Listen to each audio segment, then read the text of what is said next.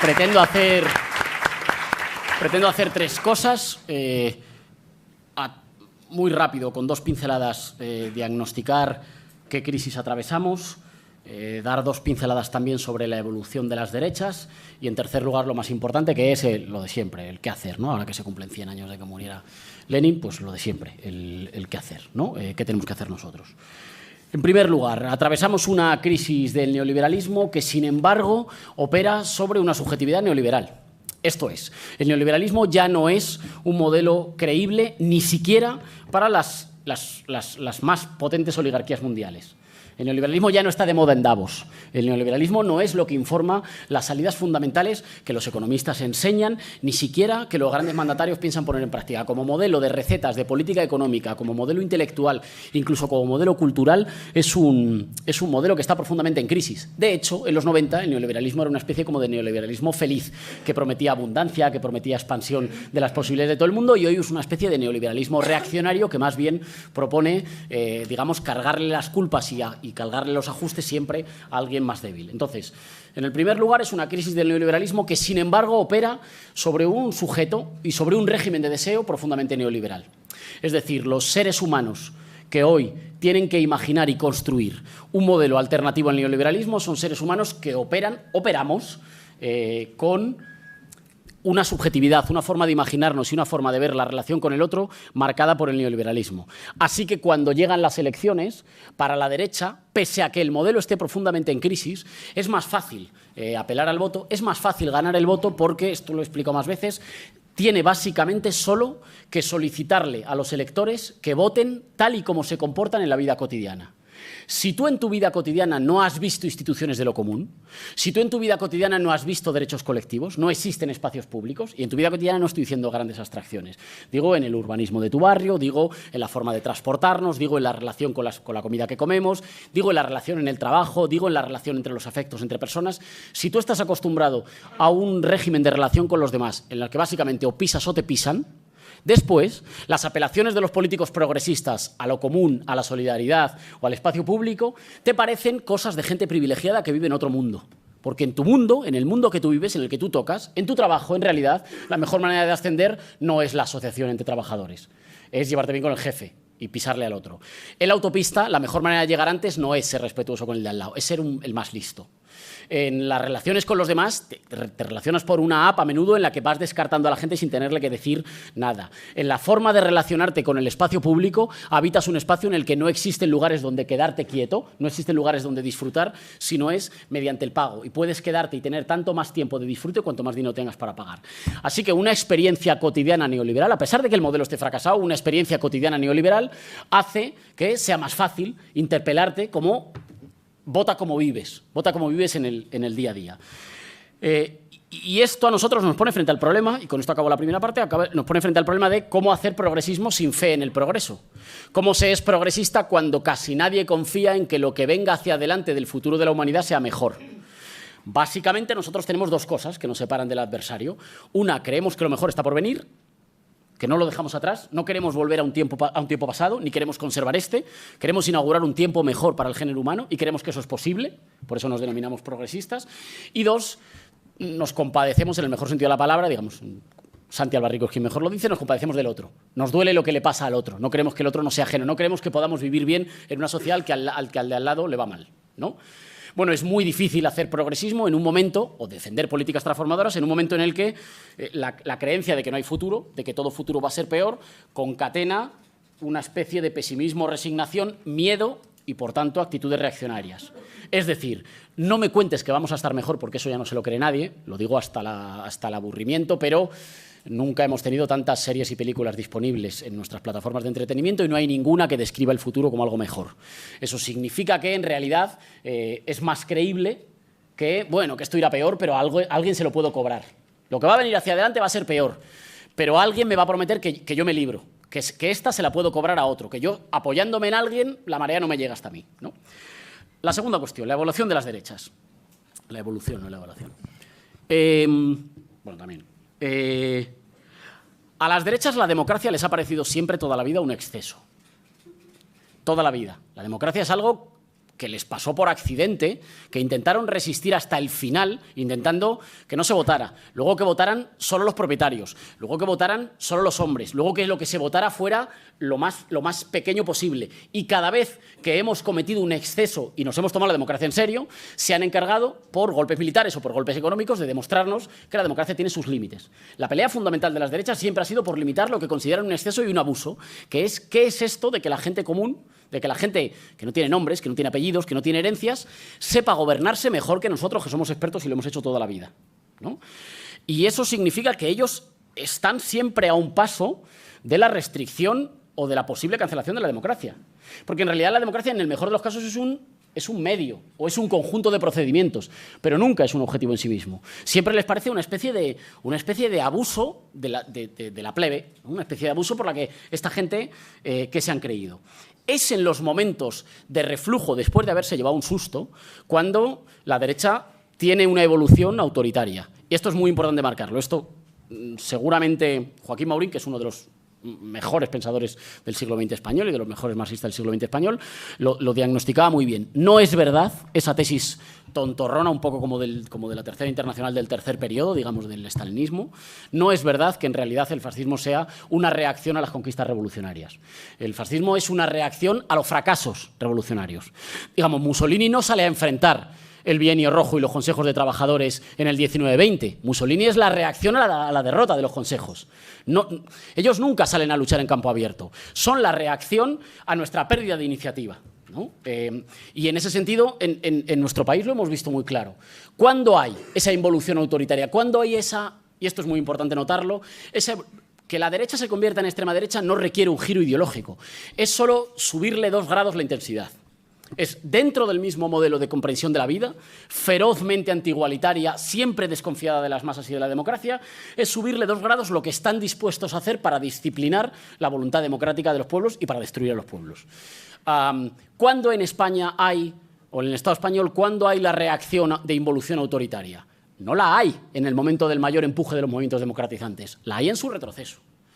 ¿De qué se caracteriza la involución autoritaria o el empuje reaccionario en nuestro país? Del rechazo a los 3 mayores vectores que ha habido de democratización en nuestro país desde que perdimos la guerra, y lo puedo decir, desde que perdimos la guerra y perdimos la transición. Pues son, en primer lugar, los 3 mayores vectores de democratización. El 15M y su traducción político-electoral en el primer Podemos, como voluntad de democratización del poder social y el poder económico.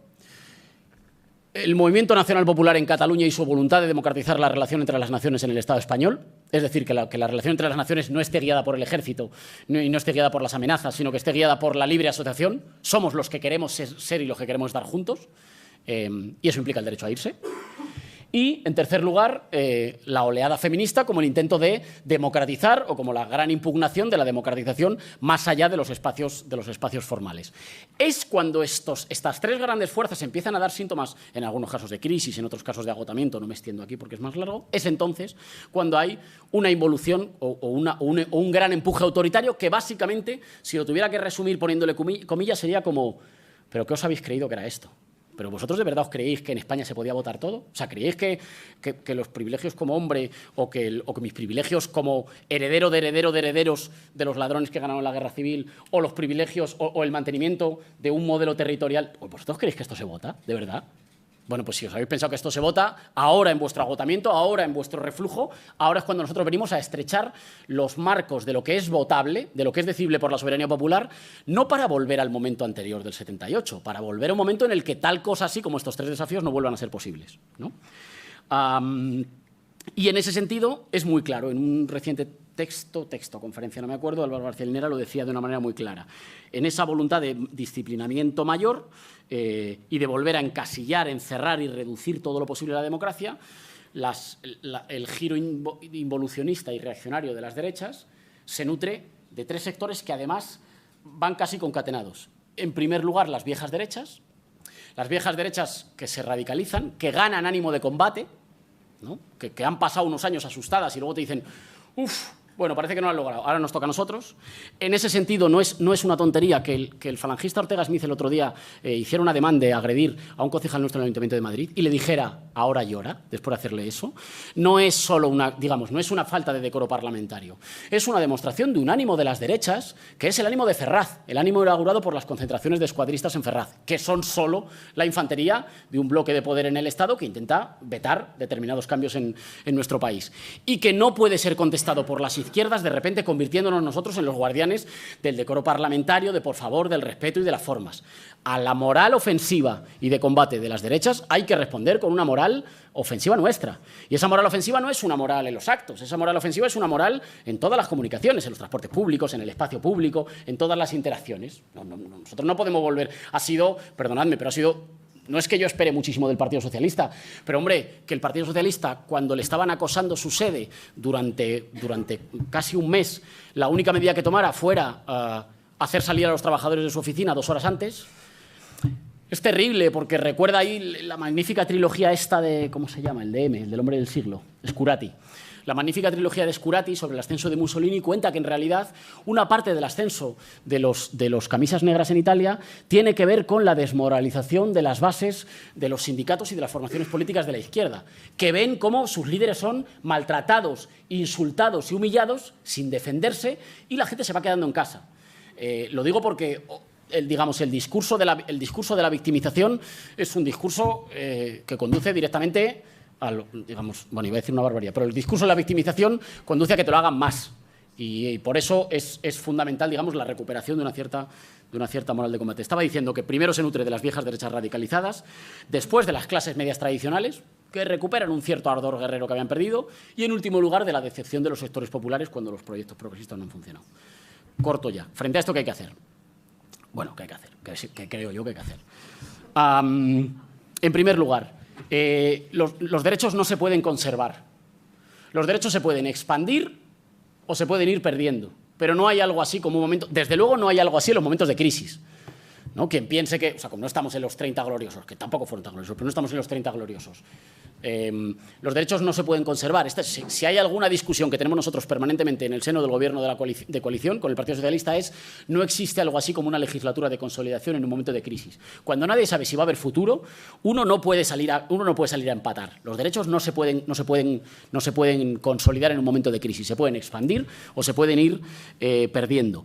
Y tampoco sirve con este mantra así como un poco tontorrón de que frente a la extrema derecha hay que hacer políticas sociales, ¿no? Frente a la extrema derecha, subir el salario mínimo. Hemos subido el salario mínimo. 2,5 millones de trabajadores van a cobrar más dinero gracias a que estamos en el gobierno.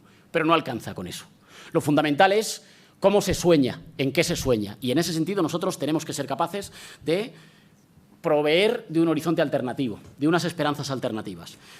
Para mí pasa por 2 cosas. Uno, hay que sacar la política del sistema político y hay que hacerlo otra vez. Alguien nos dirá, joder, si vosotros la metisteis. Claro, es que es un momento permanentemente pendular.